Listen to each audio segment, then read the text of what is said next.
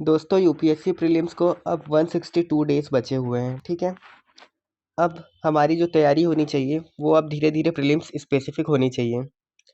देखिए दोस्तों, जैसे जैसे एग्ज़ाम का टाइम करीब आएगा आपको ये चीज़ समझनी पड़ेगी कि एक मोटिवेशन और डीमोटिवेशन का जो ग्राफ है वो ऊपर नीचे चलते रहता है। लेकिन कुछ भी हो, अगर आप डेली 8 घंटे भी अगर किसी दिन नहीं पढ़ पा रहे हैं तो आपको ट्राई करना चाहिए कि आप कम से कम 4 घंटे 5 घंटे भी अपनी स्टडीज़ को कंटिन्यू करें। जैसे बोलते हैं कि बूंद बूंद से सागर बहता है, तो वही बात है दोस्तों यहाँ पर कि आपकी रोज़ की थोड़ी थोड़ी मेहनत ही आपको इस एग्ज़ाम में सफलता दिलाएगी। देखिए दोस्तों, एक बहुत महत्वपूर्ण न्यूज़ है जो कि यूपीएससी प्रीलिम्स एग्ज़ाम की दृष्टि से महत्वपूर्ण है। इस ये जो न्यूज़ है, ये जो टॉपिक है, इसका उपयोग आप आपके मेंस के आंसर्स में भी कर सकते हैं। ठीक है, वहाँ पर आप इसको कैसे यूज़ करेंगे उसके लिए भी हम लोग इसमें बात करेंगे आगे। ठीक है, चलिए देखते हैं न्यूज़ क्या है और ये क्यों इतनी इम्पोर्टेंट है। तो देखिए दोस्तों, भारत को संयुक्त राष्ट्र के अंतर्राष्ट्रीय खाद्य सुरक्षा और गुणवत्ता मानक निर्धारण निकाय, ठीक है, कोडेक्स एलिमेंटेरियस कमीशन की कार्यकारी समिति का सदस्य 2 दिसंबर 2023 को चुना गया है। ठीक है, क्योंकि अब देखिए दोस्तों, भारत को कार्यकारी समिति के सदस्य के रूप में चुन लिया गया है, इसीलिए ये न्यूज़ हमारे एग्ज़ाम के लिए महत्वपूर्ण है।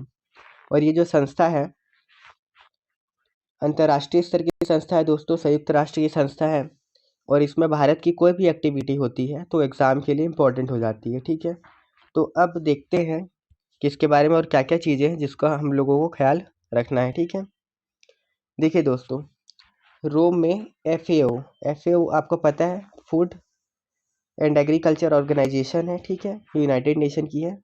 ठीक है, तो रोम में एफएओ मुख्यालय में आयोजित 46वीं बैठक के दौरान कोडेक्स एलिमेंटेरियस कमीशन की कार्यकारी समिति में एशियाई क्षेत्र का प्रतिनिधित्व करने वाले सदस्य के रूप में भारत को सर्वसम्मति से चुना गया है। ठीक है दोस्तों, यानी पूरे एशिया में, आपको पता है एशिया में जापान भी है, चाइना भी है, लेकिन फिर भी भारत को यहाँ पर प्रतिनिधित्व करने का मौका मिला है। इसीलिए ये बहुत ज़्यादा महत्वपूर्ण हो जाता है दोस्तों। यही छोटी छोटी बारीकियाँ हैं कि कोई भी सब्जेक्ट अगर आप पढ़ रहे हैं, कोई भी टॉपिक आप पढ़ रहे हैं, तो एग्ज़ाम के लिए महत्व की है या नहीं है, इस तरीके की छोटी-छोटी चीज़ें ही आपको रास्ता दिखाती है, बताती कि हाँ, ये चीज़ जो है एग्ज़ाम के लिए काम की है। आगे देखिए, कार्यकारी समिति सीएसी की एक महत्वपूर्ण शाखा है, जिसमें सदस्य देशों को इसकी सदस्यता प्राप्त करने में काफ़ी रुचि रहती है। ज़ाहिर-सी बात है दोस्तों, रुचि बिल्कुल रहेगी ही, क्योंकि ये जो संस्था है, ये कहीं न कहीं अंतर्राष्ट्रीय स्तर पे आपका जो महत्व है, उसको दर्शाती है। ठीक है? भारत को उसकी सदस्यता से न केवल खाद्य उत्पाद श्रेणियों के लिए अंतर्राष्ट्रीय मानक निर्धारण प्रक्रिया में महत्वपूर्ण योगदान देने का अवसर मिलेगा, बल्कि निर्णय की प्रक्रिया में भी शामिल किया जाएगा। इसका मतलब देखिए दोस्तों, कितने कमाल की बात है ये कि भारत निर्धारण प्रक्रिया में तो रोल निभा ही रहा है, लेकिन जहाँ पर निर्णय लेने वाली बात होगी, अब निर्णय भी सर्वसम्मति से ही होगा। तो वैसे निर्णयों को लेने में, ऐसे निर्णय जो कि फूड से जुड़े हुए हैं, ठीक है, खाद्य उत्पाद से जुड़े हुए हैं, ठीक है, उनका जो स्टैंडर्ड होना चाहिए, कितना होना चाहिए, जैसे कैल्शियम की मात्रा क्या हो, किसी पर्टिकुलर विटामिन की मात्रा कितनी होनी चाहिए, ठीक है, इस तरीके के जो निर्णय होते हैं, ये जो चीज़ें हम लोग पढ़ते हैं, ठीक है, कि ये सारी जो चीज़ों को निर्धारित करना है उसमें भारत का रोल अब बढ़ गया है। ठीक है, इसीलिए ये जो है टॉपिक बहुत इम्पोर्टेंट हो जाता है। ठीक है, इसको ध्यान से देखिए, समझिए। अब देखें दोस्तों आगे, कार्यकारी समिति प्रस्ताव की समीक्षा करके और मानकों के विकास की प्रगति की निगरानी करके आयोग के मानक विकास कार्यक्रम के प्रबंधन में सहायता करती है। ठीक है, इसका सिंपल सा मतलब है कि ये जो समिति है ये 2 काम करेगी। पहला तो समीक्षा करेगी और दूसरा उसकी प्रगति की निगरानी भी करेगी। तो ठीक है, ये जनरलाइज़ स्टेटमेंट है। अगर प्रश्न इस स्टेटमेंट से बनता है तो ऐसे स्टेटमेंट्स को आप सही मान सकते हैं। क्यों? क्योंकि जिस बारे में हम लोग बात कर रहे हैं, जिस बारे में पूरा टॉपिक है, उसी को ये कहीं न कहीं दर्शाती है ना? ये पूरा लाइन उसी चीज़ को दर्शाता है। अब देखिए दोस्तों, इसका जो स्ट्रक्चर है वो कैसा है। तो कार्यकारी समिति में अध्यक्ष होंगे एक, ठीक है, 3 उपाध्यक्ष होंगे 6 क्षेत्रीय समन्वयक होंगे और कोडेक्स के विभिन्न भौगोलिक क्षेत्रों में 7 निर्वाचित प्रतिनिधि मतलब उनको शामिल किया जाएगा। तो जो भारत होगा दोस्तों यहाँ पर, वो इन्हीं 7 निर्वाचित प्रतिनिधियों में शामिल होगा, ठीक है।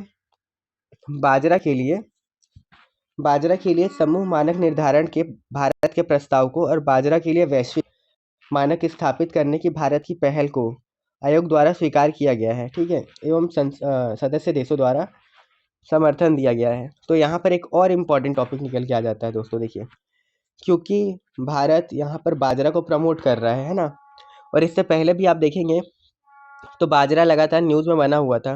भारत ने अलग अलग प्लेटफॉर्म्स पे बाजरा के प्रोडक्शन के लिए और इसके जो फ़ायदे हैं उससे अंतर्राष्ट्रीय समुदाय को परिचित करवाया है, ठीक है। बार बार इस बात को उठाया कि बाजरा जो है क्लाइमेट के हिसाब से, है ना, कृषकों की आय बढ़ाने के हिसाब से और पोषण के हिसाब से बहुत महत्वपूर्ण भूमिका निभाता है। इसीलिए आपको प्रीलिम्स के लिए एक और चीज़ क्या करनी चाहिए दोस्तों, आपको जाके बाजरा के बारे में पढ़ना चाहिए।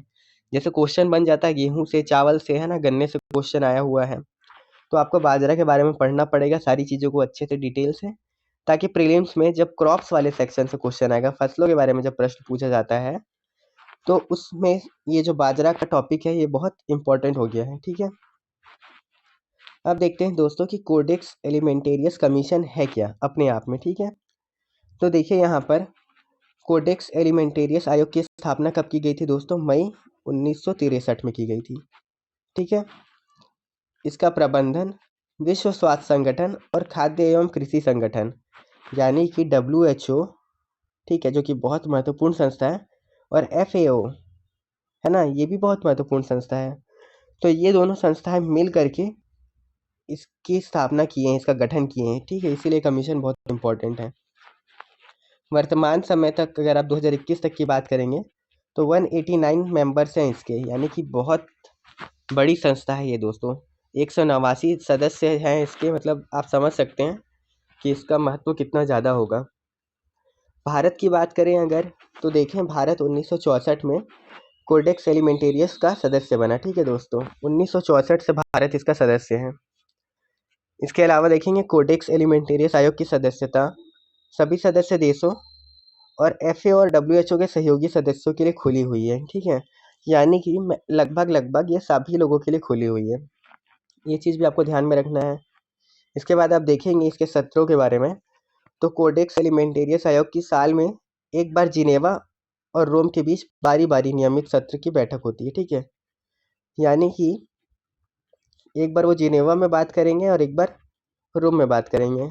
दोनों भी महत्वपूर्ण लोकेशन है दोस्तों। बहुत सारे ऐसे आपके अंतर्राष्ट्रीय संस्था हैं जिनका मुख्यालय भी जिनेवा और रोम में स्थापित है, ठीक है, तो वो भी आपको देखना है साथ में। कोडेक्स एलिमेंटेरियस आयोग संयुक्त राष्ट्र की 6 आधिकारिक भाषाओं में काम करती है, ठीक है दोस्तों। तो क्या इसमें हिंदी शामिल है, देखते हैं। एक तो अरबी है, चीनी है, अंग्रेजी है, फ्रेंच है, रूसी और स्पेनिश है। तो आपको याद रखना है कि इसमें हिंदी जो है, जो कि हमारी भाषा है, वो इसमें शामिल नहीं है, ठीक है। इसीलिए इस चीज़ को भी आपको ख्याल में रखना है, और इस पॉइंट को आपको बिल्कुल ध्यान में रखना है दोस्तों, कोडेक्स एलिमेंटेरियस कमीशन के बारे में। या तो आप यहाँ पे स्क्रीनशॉट लेके रख सकते हैं, अदरवाइज अगर आप अपने नोट्स बना रहे हैं तो नोट्स में मेन पॉइंट्स को लिख लीजिए, ठीक है। एग्ज़ाम के लिए बहुत इंपॉर्टेंट है दोस्तों, वेरी वेरी इंपॉर्टेंट टॉपिक है, इसीलिए इसके सिंगल वीडियोस हम लोग अलग से बना रहे हैं, ठीक है। तो उस हिसाब से आपको प्रिपरेशन करना है अपना, और तैयारी की दिशा को बिल्कुल वैसा रखना है, ठीक है।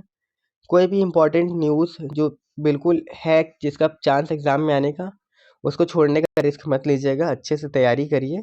और कोई भी समस्या है एग्ज़ाम से रिलेटेड तो कमेंट बॉक्स में लिखिएगा, उस पर हम लोग आप लोगों को उसका सॉल्यूशन रिप्लाई में कर देंगे, ठीक है। तब तक के लिए बाय दोस्तों, मिलते हैं नेक्स्ट वीडियो में।